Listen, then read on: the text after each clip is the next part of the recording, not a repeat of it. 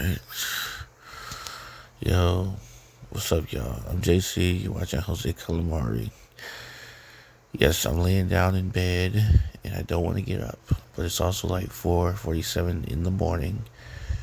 And I'm like, why not record a reaction video for YouTube? But I'm not going to get out of bed. So this is what y'all getting. The reason why my face right here is very not so visible is because I have my flashlight on in bed in the dark, and the flashlight is projecting on the ceiling, making a source of light right here. If I do this, I can see my face better, but I'm not doing this. It's crazy. I just don't want to get up to the lights on that you just turn the lights on, bro. No, bro. I'm chilling. I'm chilling right now, dude. Let's just react to this. JJ sent this in, bro, the other day. Said this is very, very good stories. Mr. Nightmare back at it again. 3 very scary, true woods horror stories, man. Let's get into this freaking video.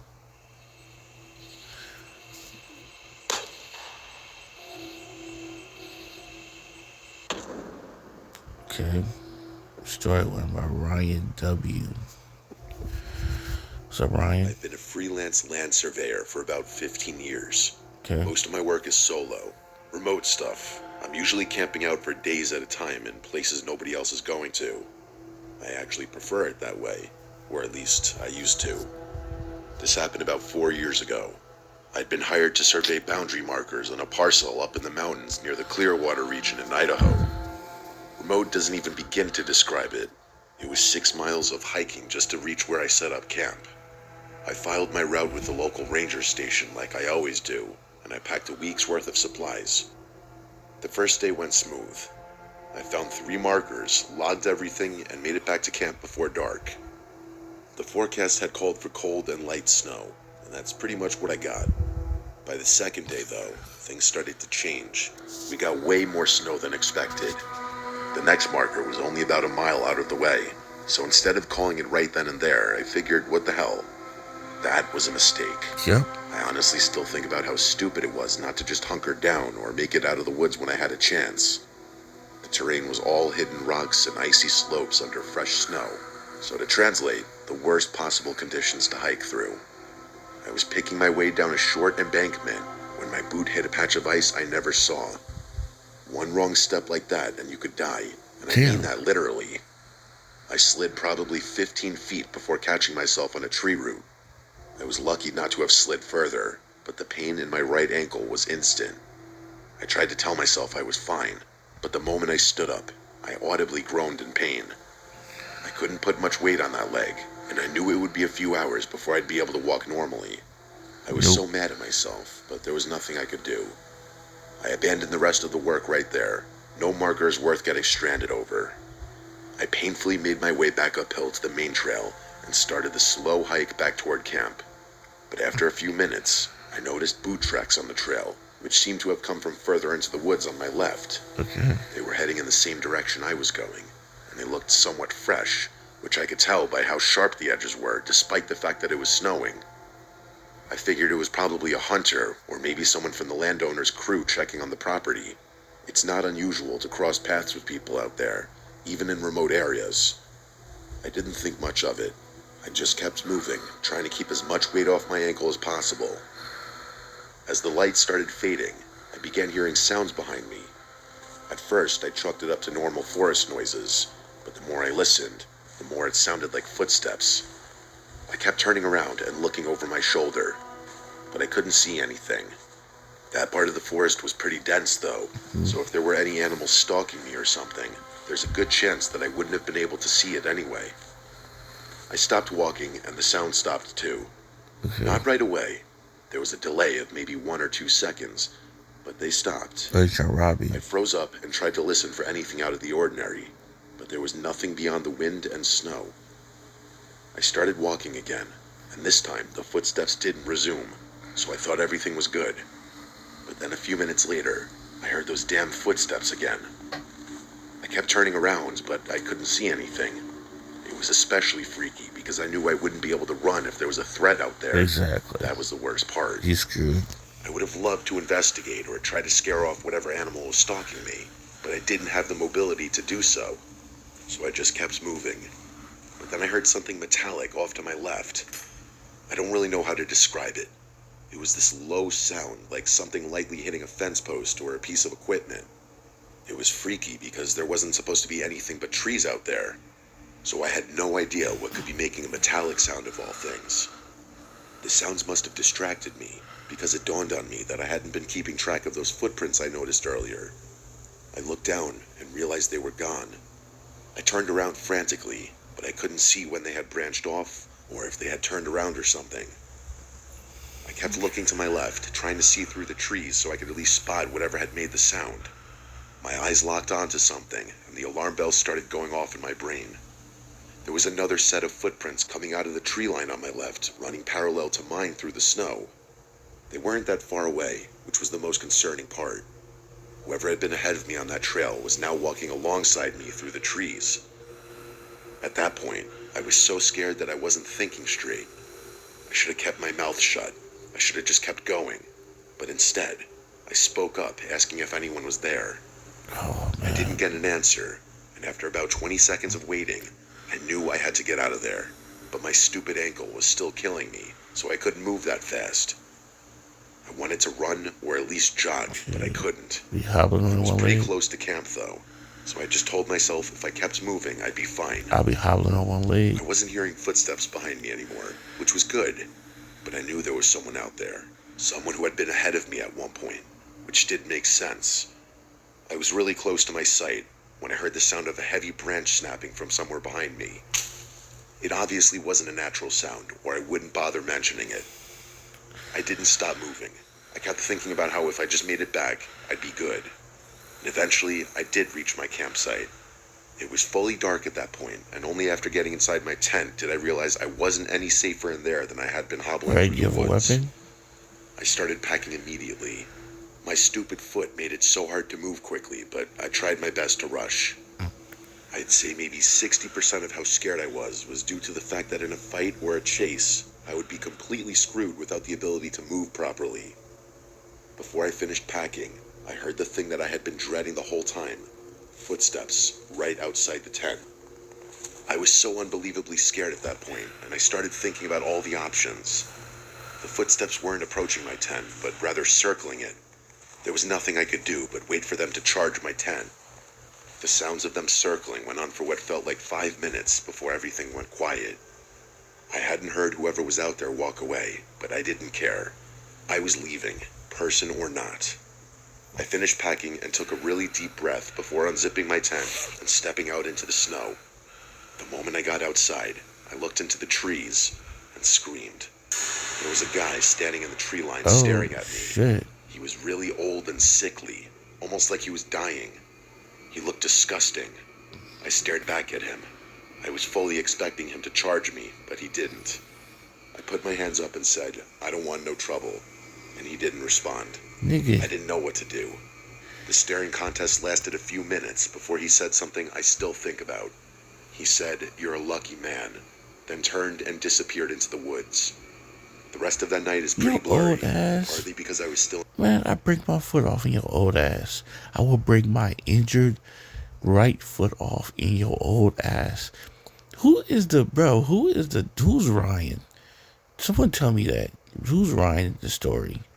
I need to know. Like, you let an old nigga that look like Jonathan Kramer from Jigsaw. You look like the nigga from he look like the nigga from Jigsaw, but with white eyes. What the fuck he gonna do? Put you in a saw trap, bitch? This nigga... Like, what are we talking about? I'm thinking he's like a big buff dude, some monster, some mimic, something like that's in the forest. But to get you, it's an old dude with some white eyes. You're a lucky man. I'll be like, you lucky I don't come over there and drop kick your old ass to the snow. He said he looked sickly, like he probably didn't eat in a couple of weeks. But you scared of that shit. Even with an injured foot, how old are you, sir? Are you an old man as well? Who's telling the story? If you're like 18, it's unacceptable work. If you weigh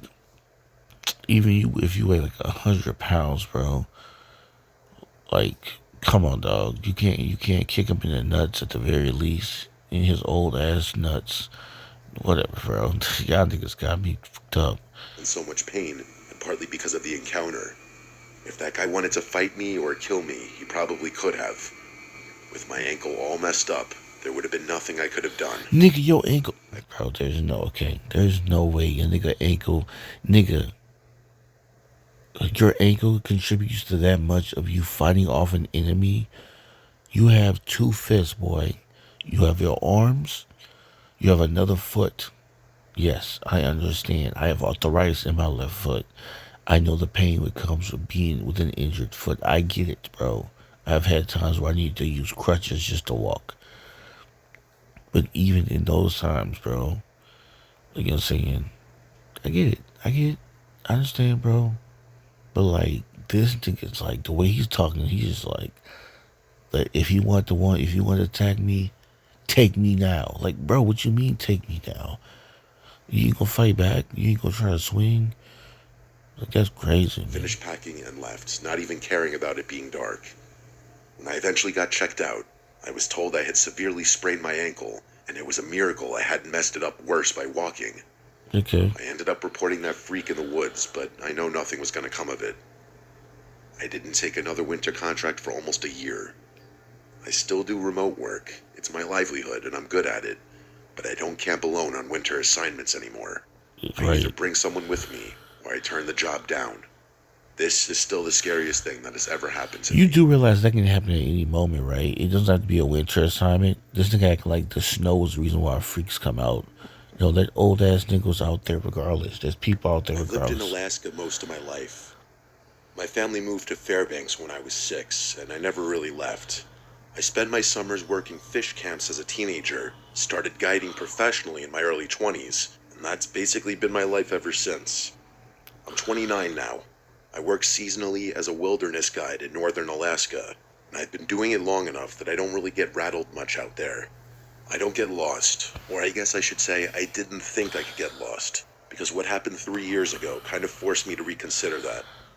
My boyfriend at the time was Randy. He grew up in rural British Columbia and was basically the male version of me when it came to the outdoors. Okay. Actually, that's not really fair to him because he was probably more experienced than me in certain areas, like winter navigation specifically. We'd been together about 4 years, and most of our relationship revolved around trips that would make normal couples absolutely miserable. Week-long hunts and backcountry camping where you actually have to plan or you'll die. That sounds dramatic, but it's literally true up here. The plan was to snowmobile between 2 state-registered cabins about 60 miles apart. Okay. We'd spend a night at each and be back home in 4 days. That's what y'all want to do. We'd done the exact trip twice before, and it was always fine. The weather forecast looked good when we left, so we weren't worried at all. The first day was completely uneventful. We got to the second cabin by late afternoon, ate these freeze-dried meals that Randy swore tasted good but were honestly terrible, and we played cards. It was a pretty relaxing evening. The next morning, I woke up and realized there was a genuine storm going on outside. It was basically a full-on blizzard that came out of nowhere, which was super surprising given the fact that there had been nothing indicating precipitation in the weather forecast. Randy and I decided to brave the storm, despite the fact that we had plenty of food and could have totally waited another day. We should have waited another day. Stupid I know asses. that now. Things went south really quickly. The wind was almost worse than the snow. It was really hard to see much of anything, so Randy opted to take the lead. I was just following the path of his snowmobile, which was admittedly a lot easier than navigating the terrain in low visibility without anything in front of me, which is why I don't blame him for what happened. I don't really know how it happened, but 1 second Randy was just plodding along, and the next, his snowmobile was on top of him. I jumped off mine and ran over to him, but it was too late. His leg was bent in a way legs should not bend. Oh. Keep in mind, this was a guy who had once finished a 2-day trek on a sprained ankle and didn't even mention it until we were back at the truck. The first thing I tried was getting him on my snowmobile. That was the obvious move. Just get him on the back and ride us both to the cabin. But Randy's 6'2" and probably 220 at the time. And those aren't like ATVs where you can just throw someone on the back and go. An Arctic cat in deep snow is already a lot of machine to handle by yourself. I got him up once, kind of half dragged him onto the seat behind me, and he lasted maybe 10 seconds before he slid off the side. The sound he made when he hit the ground is something I never want to hear again. I tried one more time, and it was worse. He couldn't grip with his legs at all, and every time the machine shifted even slightly, he'd start to go, and there was nothing I could do to hold him and steer at the same time. After the second attempt, he told me to stop, and the way he said it, he wasn't asking, he was telling me. That's when we both kind of accepted what the actual plan was going to have to be.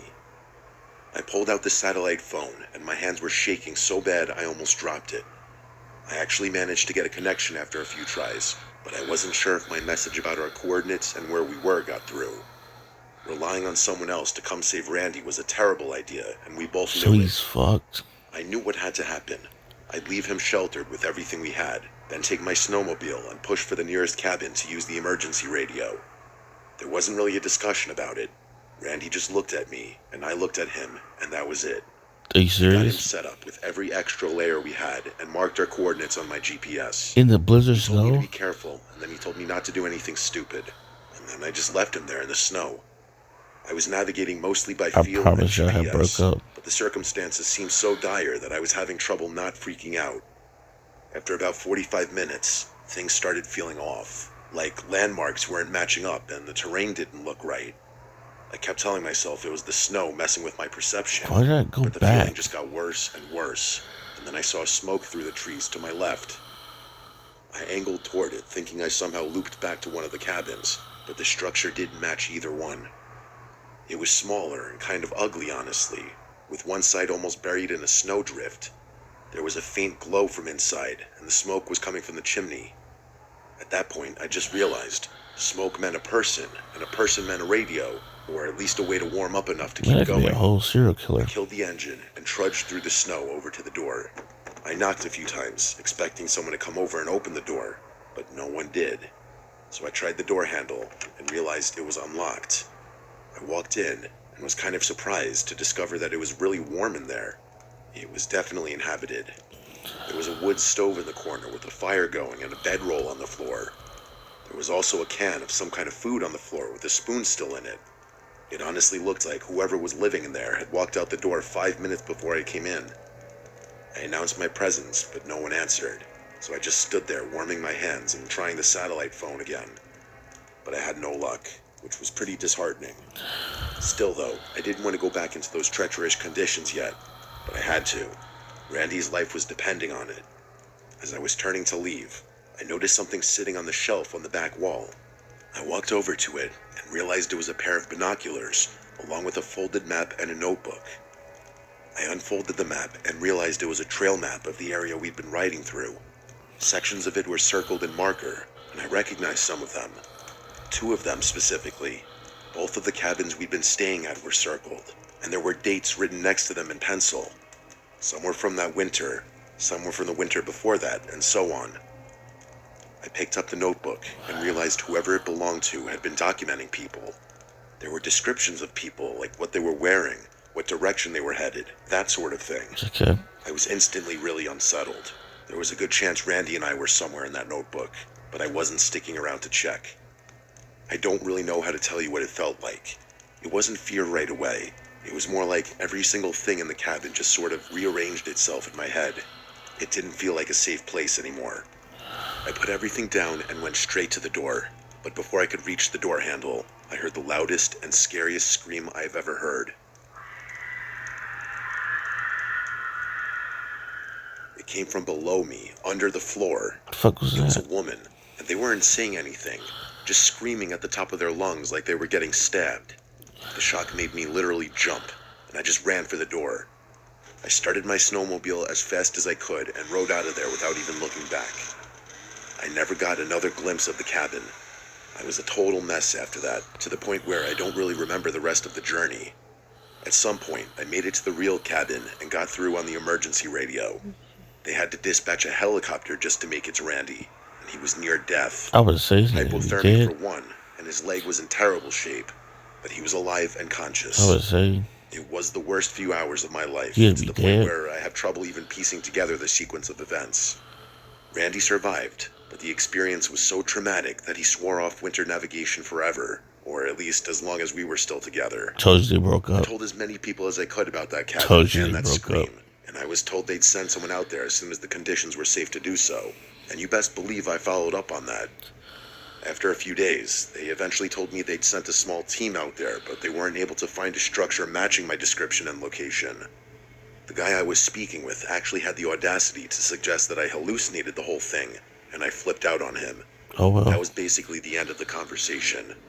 Randy and I broke up about a year after the incident, and it had nothing to do with any of this. But I still Yeah, I think bet it didn't. Sure, it didn't have nothing to do with it. You left me out in this. No, I'm 6'5", 300 pounds. There is no way. I mean, there's no way that I'm going to look at you and you look at me and we're going to nod. Mm-hmm. Yes, time. Go ahead, get the bullshit. Leave me out here in this cold ass fucking blizzard ass snow. But I don't care if we be together for 4 years. We gonna figure out a way. And my question is, why she didn't just, why, like, they have the like the prince of the snowmobiles, right? Because she was following him. Why not just drive back following the path of the snowmobile to the cabin y'all just left and go there? Why try to go to a new cabin? Just unless the snowfall was like falling on top of the prince, you had snowmobile tracks to go back to the old cabin and call for help. So his leg was broke. He couldn't move. He couldn't stay on anything. He could just like put one leg on there and just kind of grip her waist while she likes. I don't know. I wasn't there, bro, but I don't know. I just feel like that's just a mental thing. Like, we're breaking up. I don't know why. We breaking up. You know what I'm saying? As far as that person screaming like that in the cabin, I'm not investigating. Whoever that is, they just dead. She did the right move. She ran clean out the cabin. I'm not investigating that shit. I don't even know if I'm not investigating that shit. I'm out. this all the time. There are really only 3 ways to explain what happened that day, and none of them are good. The first is that none of it was real, that I really did hallucinate everything, from the cabin right down to the screen. That's terrible. I was terrified and half frozen, and I just left my boyfriend to potentially die in the snow. Exactly. My brain constructed a detailed 10-minute experience inside a building that didn't exist. Facts. I can't fully rule that out. The second is that it was real, and that person screaming was someone who needed help. Someone who I just left there, Oh, well, probably they to die. The troopers either couldn't find the place or didn't try hard enough, and whoever was under those floorboards, I don't even know what could have happened to them. They fucked. The only other explanation is that it was some kind of trap. Maybe the smoke and the light were supposed to draw someone in, and whoever wrote those notebook entries had been tracking people through that area for a while, looking to kidnap someone or God knows what else. And I had walked directly into it, or worse, maybe that trap had actually worked. That scream, maybe that was someone unlucky enough to walk into that cabin sometime before me, and if I had gotten there a little earlier, it would have been me under those floorboards. Not sure what to make of any And of you'd have been this. fucked because they wouldn't have walked their ass out and jump on the snowmobile too, just like I would have did. All right, last story is Luke. When I was a junior in high school, there was this girl I spent a lot of time thinking about. Her name was Sienna Rawlins. She had this alluring presence about her that's kind of hard to explain, but I'll try my best. She was really pretty, of course, but it was more than that. She had this mystique that I could never decipher. A mystique that you wouldn't typically associate with a generic pretty girl. She wasn't popular, and I got the impression that a lot of guys, girls too, were more intimidated by her than anything else. She wasn't warm and she didn't smile, and most people regarded her as weird. I didn't. I actually found her uniqueness kind of fascinating. Oh, you like that? Catching eyes with her would freeze me up, kind of like the way your body adjusts to a cold room or an unexpected gust of wind. That's what you into. She reminded me of snow, honestly. The way that a light snowfall can muffle everything around you, including your own thoughts. She had that quality, but it was like no one noticed but me. People just thought the way she kept to herself and never spoke was weird, but I was always dying to know what she was thinking. I read a lot of young adult fantasy novels around that time, so that probably had something to do with it. All right, I wrote a Twilight. lot around that time too. I actually named one of the characters in a story I was writing Sienna. Oh, he was You could say I obsessed. was obsessed, but I also just like that name. Nah, he was obsessed. Anyway, I was walking up the stairs with my friend George one day, talking about that exact story, when he asked me what the characters' names were. So I told him, and of course, as soon as I mentioned the name Sienna, who turns the corner but the actual Sienna, walking with one of her friends? She flashed me a smirk, the closest thing to a smile you could get out of her, and she said, "Yeah, because you love me," or something along those lines. No, I was so exposed him. embarrassed, and George started laughing, which made it Exposed even him. worse. She was already moving past me, clearly not interested in continuing the conversation, and my window was closing. I don't know what came over me, but right there on the spot, I asked her out. That actually got her to stop, and she gave me one of her famous icy stares. She didn't even have to speak. Her eyes communicated everything. How dare you even ask me that? Damn. But then she surprised me. She actually agreed and gave me her number. Then she said she'd text me and walked away, not Okay, even she's letting trying to me kill respond. you. She's trying to kill you. I was shocked, but that's how I ended up going on a hike with the girl I was obsessing over for months. Yeah, she's trying to murder you. The hike wasn't my idea, by the way. None of it was. She organized it all, and I got the impression that I had no choice but to go along with whatever Look she at my wanted. face. She's trying And to I was kill fine you. with that. So fast forward to the weekend, and Sienna's driving us out to this trail she picked. I'd never been to it, and neither had anyone I knew.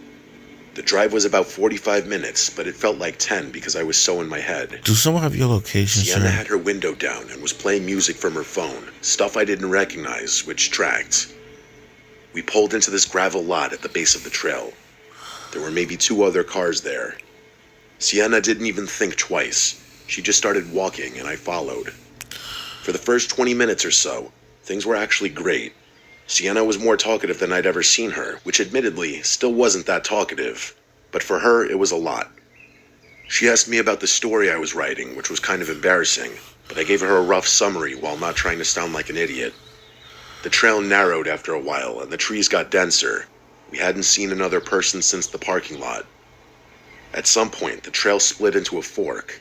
I asked Sienna which way, and she pointed left without hesitating. I asked her if she'd been here before, and she said no.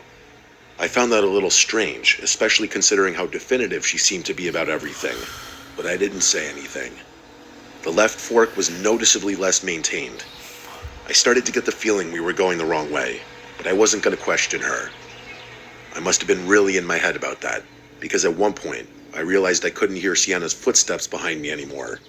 The trail had gotten so narrow that we were walking single file, and I had taken the lead since she had gestured me to go first. But when I turned around to check on her, she wasn't there. She's trying to kill The you. trail behind me was empty.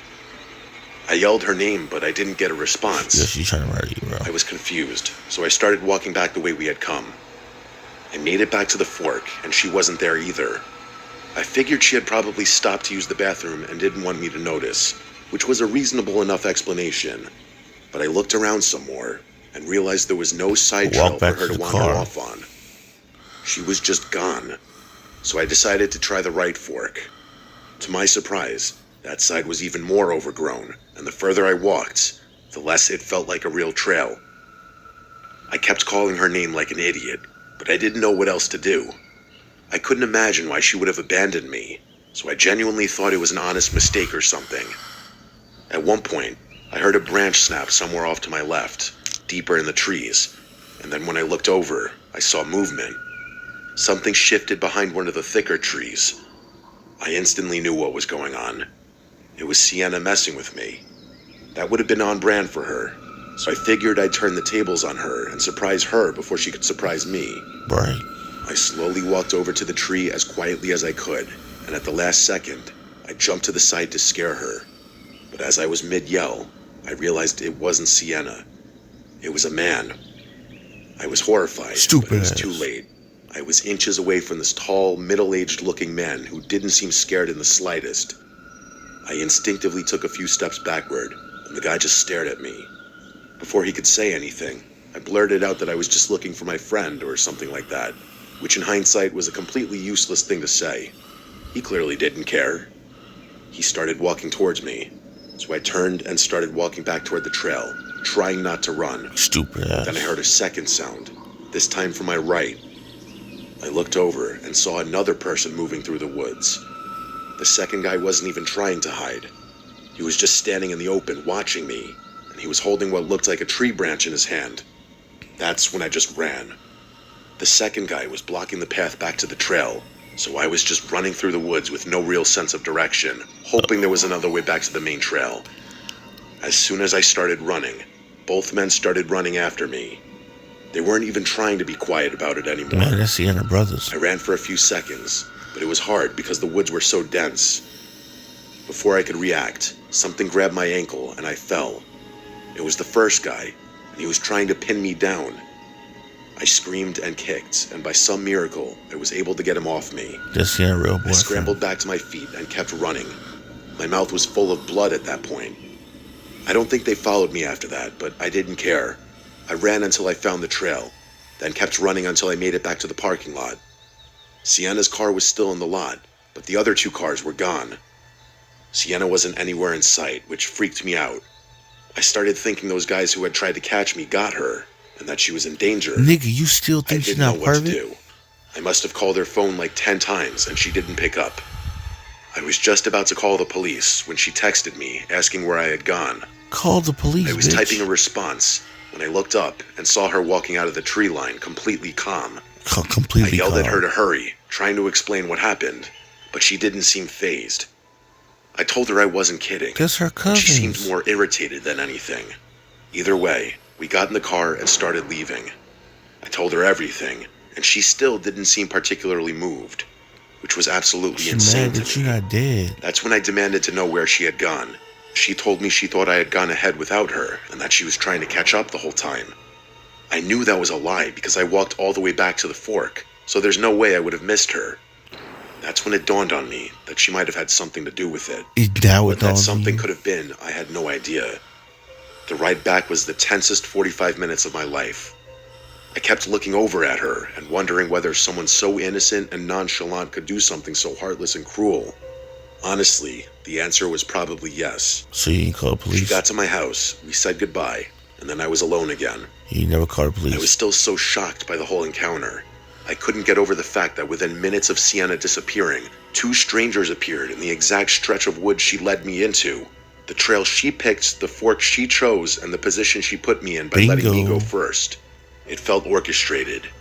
And then she just showed up after the whole thing without a scratch on her, Facts. asking me where I went. We didn't hang out a single time after that. I never asked her to. And if I wasn't reaching out to her, there was absolutely no chance she was going to reach out to me. I've told maybe 4 or 5 friends this story over the years. You and stupid. the response is always the same. Sienna set me up.